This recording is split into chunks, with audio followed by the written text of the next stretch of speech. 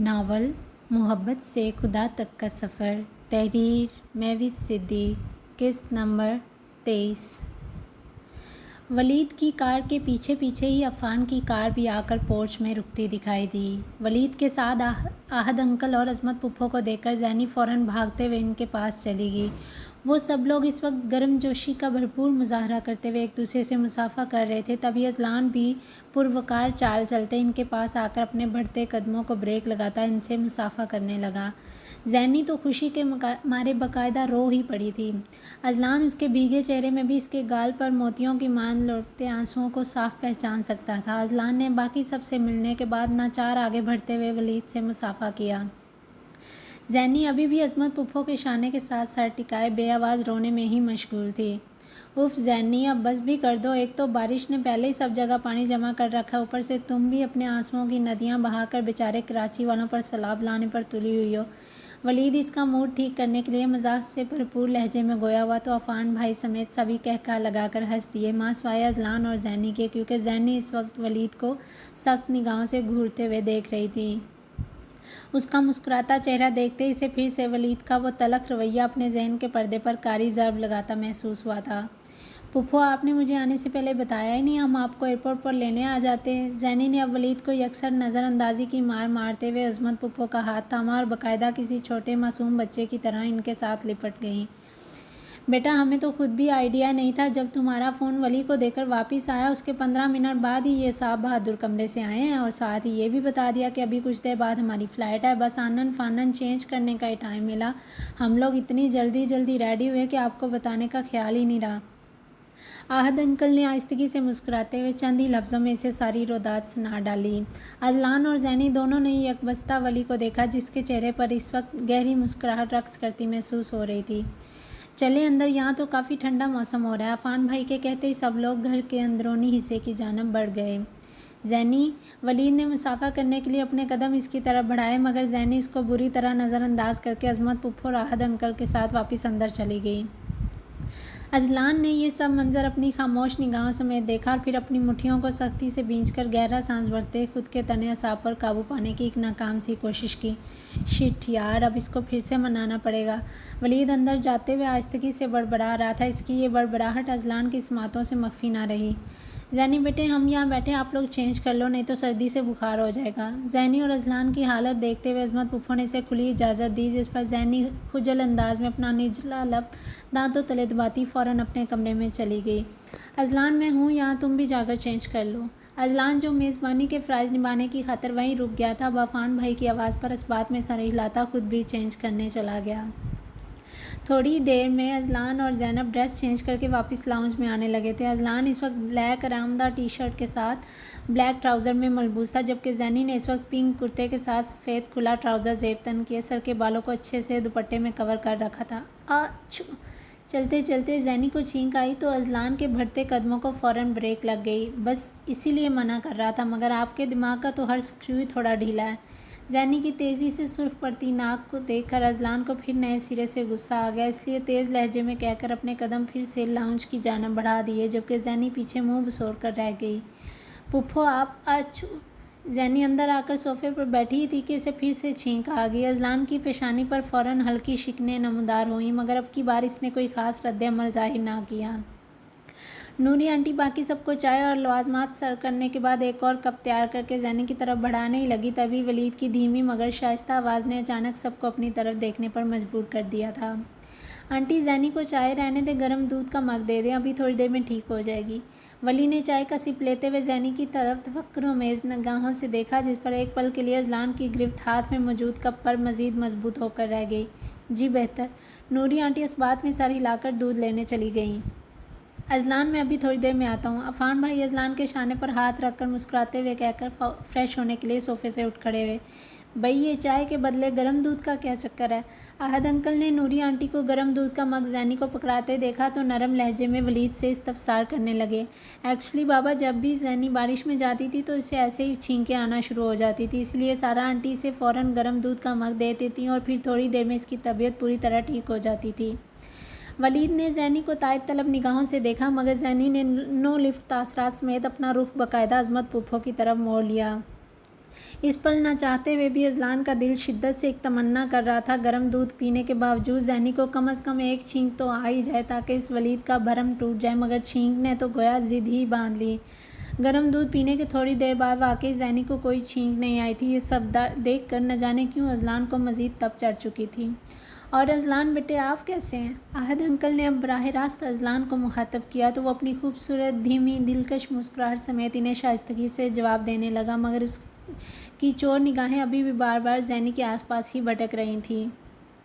زینی بیٹے آج تو آپ نے ہمیں بیٹ میں بری طرح شکست دلوا دی۔ کچھ یاد آنے پر عظمت پھپھو نے مسکراتے ہوئے زینی کو مخاطب کیا۔ بیٹ کے الفاظ پر زینی سمیت سبھی ادھر ہی متوجہ ہو گئے۔ ہاں جی، ہم دونوں کی ولی سے بیٹ لگی تھی کہ اس قدر ٹھنڈے موسم میں زینی بارش میں بالکل نہیں جائے گی، مگر ولی نے شرط لگا دی زینی کسی صورت اس بارش کو مس نہیں کرے گی، اور اب دیکھو نتیجہ تمہارے سامنے ہی ہے۔ عظمت پھپھو کی بجائے احد انکل نے چائے کا خالی کپ واپس میز پر رکھتے ہوئے ذرا سا مسکرا کر جواب دیا۔ اذلان جو پہلے ہی بھرا بیٹھا تھا، اب اس بات پر ضبط کے چکر میں زینی کے رونائیوں سے بھرپور خوبصورت سراپے کو ایک سخت گھوری سے نوازتے بس پہلو بدل کر رہ گیا۔ کیا ہو جاتا اگر آج یہ بارش میں نہ جاتی تو؟ اذلان کی ذہنی حالت اور اس کی نگاہوں کی تپش سے انجان زینی کا دھیان اس وقت پوری طرح احد انکل کی جانب ہی تھا۔ اور میں بآسانی یہ بیٹ جیت گیا ہوں الحمدللہ۔ ولید نے اپنے کالر کو فخریہ طریقے سے جھاڑا۔ زینی حسب عادت چیرتے ہوئے اسے ایک کشن اٹھا کر مارنے ہی لگی، تبھی اس کی نگاہ بے ساختہ اذلان کی طرف اٹھ گئی۔ میں آپ کو دوبارہ اس طرح کشن اٹھا کر پھینکتا ہوا کبھی نہ دیکھوں۔ زینی نے ڈرتے ہوئے غیر محسوس انداز میں کشن مارنے کی بجائے اس کا کور سیدھا کر کے واپس اسی جگہ رکھ دیا جہاں سے اٹھایا تھا۔ ہاں ہاں ماما، آپ نے بھی نوٹس کیا زینی چینج ہو رہی ہے؟ ولید وہیں پیٹ پکڑتے ہنس ہنس کر دوہرا ہو رہا تھا، کیونکہ وہ زینی کو کشن اٹھا کر مارنے کے لیے پکڑتے واضح دیکھ چکا تھا۔ وہ تو زینی کی رگ رگ سے واقف تھا، اس سے یہ بات کیسے چھپ سکتی تھی؟ پھپھو دیکھ لیں، یہ ولی مجھے جان بوجھ کر تنگ کر رہا ہے۔ اذلان کی نگاہوں کے اثار میں جکڑتی زینی بے بسی کے مارے خجل بھرے لہجے میں گویا ہونے لگی۔ ولی کیوں تنگ کر رہے ہو میری بیٹی کو؟ عظمت پھپھو نے مصنوعی غصے سے ولید کو آنکھیں تھوڑی بڑی کر کے دکھائیں۔ اذلان اس وقت بھلے ہی خود کو احد انکل کے ساتھ باتیں کرنے میں محو ظاہر کر رہا تھا، لیکن اس کا پور پور سماعت بنا ادھر ہی متوجہ تھا۔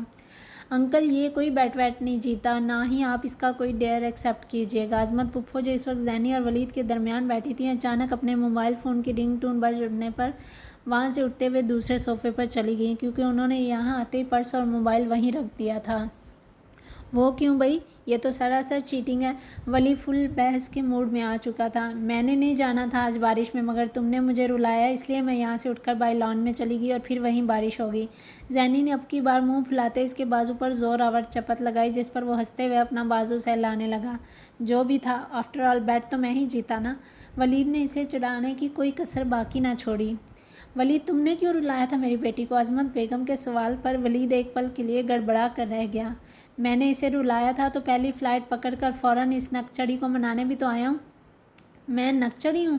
رکو ذرا، ابھی بتاتی ہوں تمہیں۔ زینی نے آس پاس نظریں گھمائی تو اسے کشن کے علاوہ کچھ بھی نظر نہ آیا، اس لیے اس کے بالوں کو پکڑا اور بری طرح بکھیر کر رکھ دیا، کیونکہ وہ بخوبی جانتی تھی ولید کو اپنے سیٹ شدہ بال بے حد پسند ہے۔ ولید اس کا ہاتھ پکڑ کر اس کو روکنے کی کوشش کر رہا تھا، جبکہ اذلان سرخ چہرہ لیے اپنی مٹھیوں کو سختی سے بھینچے ضبط کی انتہا پر پہنچ چکا تھا۔ میں کہہ رہا تھا بدل گئی ہو، لیکن تم بالکل نہیں بدلی۔ اس وقت ان دونوں کو اپنی لڑائی کے علاوہ اور کچھ نظر نہیں آ رہا تھا۔ احد انکل اور عظمت پھپھو ان کے بچپنے پر ہنستے چلے جا رہے تھے۔ زینب آپ ایک منٹ میرے ساتھ آئیے گا پلیز۔ ولید کے ہاتھ پکڑنے کی دیر تھی کہ اذلان کی ساری برداشت جواب دے گی۔ عفان بھائی کو لاؤنج میں آتے دیکھ کر اذلان نے اسپاٹ تاثرات سمیت فوراً زینب کو مخاطب کیا اور پھر اس کا رد عمل جانے بنا ہی اپنے قدم باہر کی جانب بڑھا دیے۔ پھوپھو میں ابھی آتی ہوں۔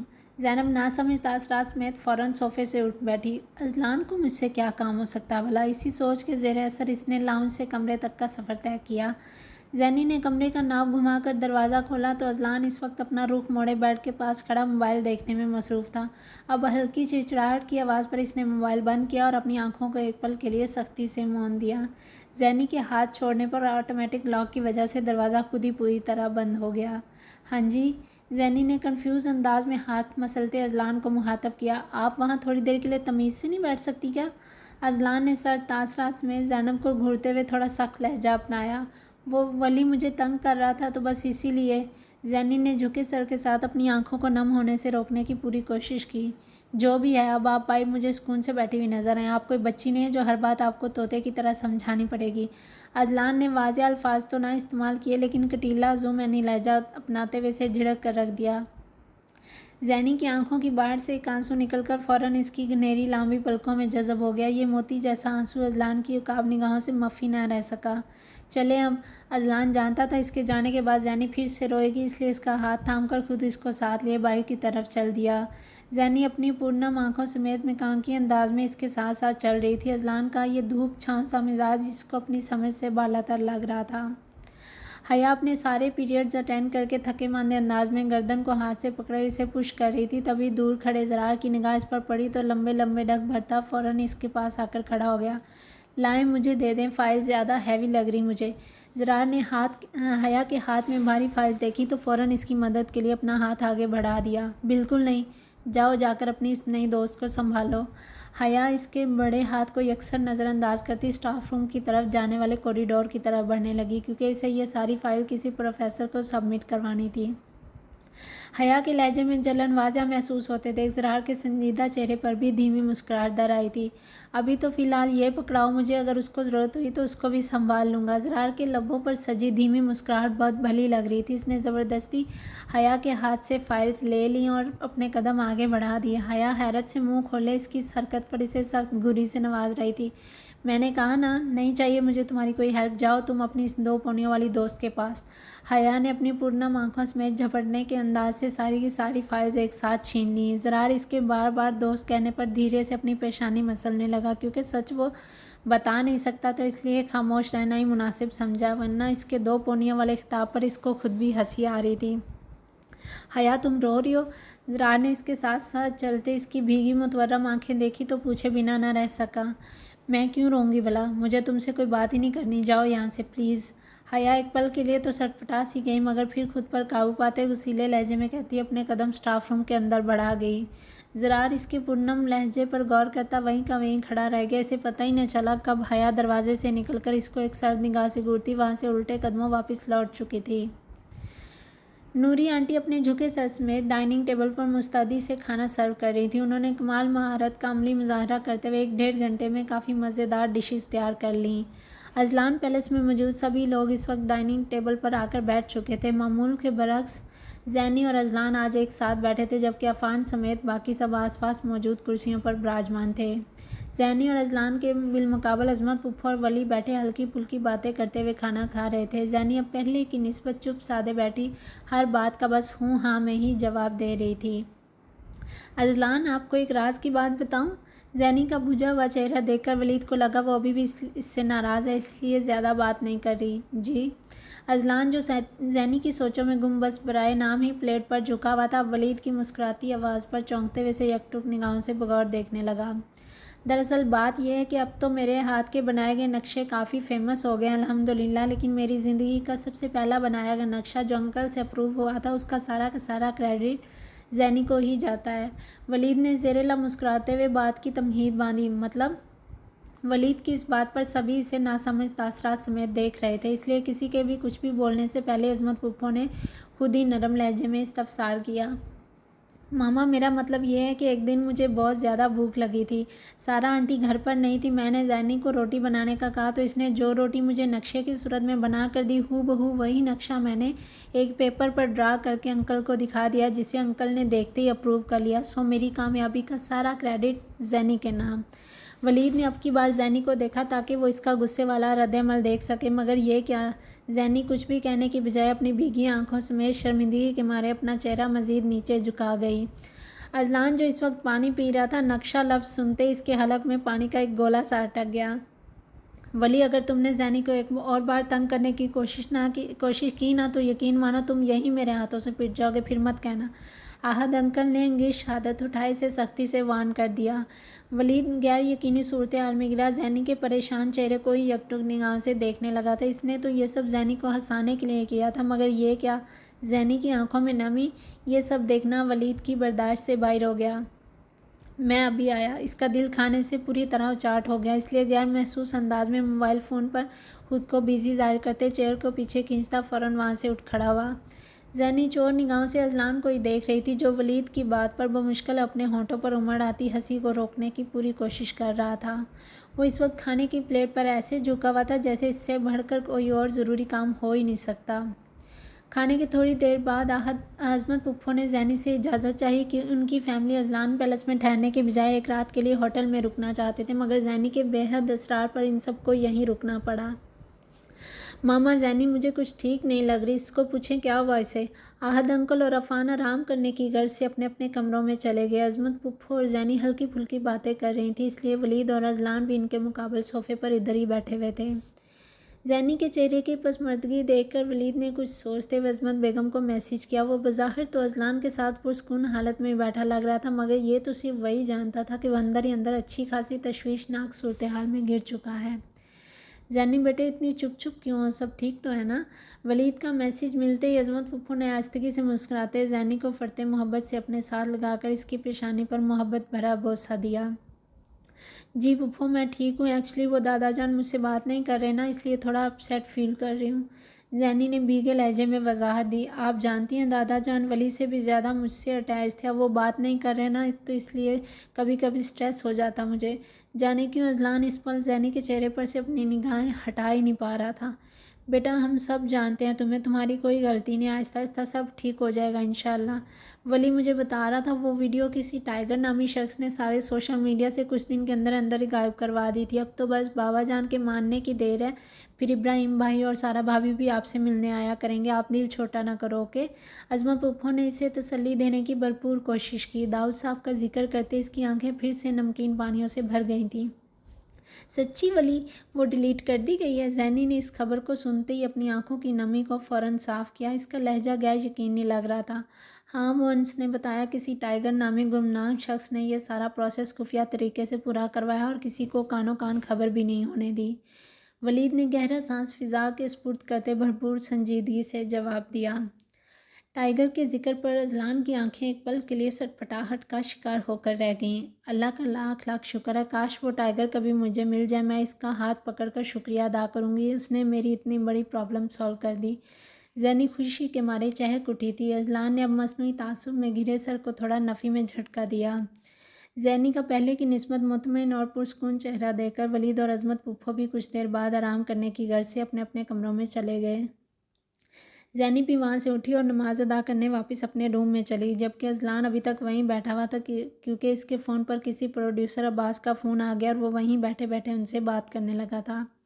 آپ نے اپنی نئی فلم کے لیے کاسٹ سائن کر لی؟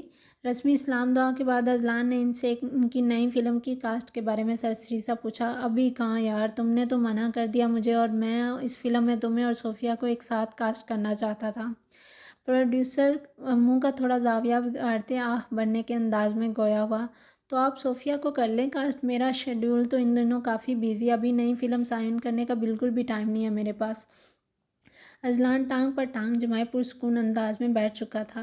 یار اذلان تم اچھی طرح جانتے تو ہو صوفیہ کو، پھر بھی ایسے بات کر رہے ہو، آدھی پاگل ہو چکی ہے وہ تمہارے پیچھے۔ پروڈیوسر آخری جملہ صرف دل ہی دل میں سوچ سکا، کیونکہ وہ اذلان کی باروب شخصیت سے اچھی طرح واقف تھا۔ وہ اچھی طرح جانتا تھا اذلان کو اس قسم کی باتیں زہر سے بھی زیادہ بری لگتی ہیں۔ یار اس کا کہنا ہے نیکسٹ لائف میں اگر وہ کوئی بھی فلم کرے گی تو اس کا ہیرو صرف اذلان ہوگا، نہیں تو وہ مستقبل میں کوئی فلم سائن نہیں کرے گی۔ اور پیسوں کی آفر بڑھانے پر تمہیں اس کا جملہ بتاؤں تو تم حیران رہ جاؤ گے۔ کہہ رہی تھی میں کسی ایسے ایرے گیرے کی اولاد نہیں، کیسر پرویز کی بیٹی ہوں، مجھے پیسوں کی کوئی کمی نہیں ہے، میں یہ کام صرف اور صرف اپنی دلی خوشی کے لیے کرتی ہوں۔ اب تم ہی بتاؤ میں کدھر جاؤں؟ پروڈیوسر کو اس وقت صوفیہ کے انکار پر اچھی خاصی تپ چڑھی ہوئی تھی۔ وہ اذلان اور صوفیہ کی زد میں بری طرح پھنس چکا تھا۔ اس میں کیا کر سکتا ہوں بھلا؟ اچھا ٹھیک ہے، میں شیڈول میں سے ٹائم نکالنے کی کوشش کرتا ہوں، جو بھی فیصلہ بتانا ہوا زمان آپ کو انفارم کر دے گا۔ اذلان کی نگاہوں کا مرکز اس وقت وہی کشن تھا جس کو زینی اس کے ڈر کی وجہ سے کور سیدھا کر کے واپس اسی جگہ رکھ گئی تھی۔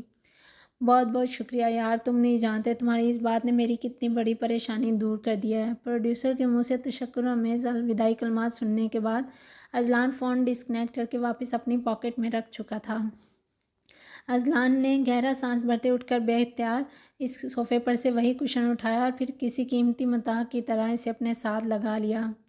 اذلان شاہ اس لڑکی کی محبت تمہیں کسی کام کا نہیں چھوڑے گی، ابھی بھی وقت ہے، سنبھل جاؤ۔ اذلان نے اپنے دل میں پھر سے زینی کے لیے نرم گداز احساسات کو جگہ بناتے دیکھا تو زیر لب بڑبڑاتے فوراً اپنے ذہن کو مزید آگے بڑھنے سے روک لیا۔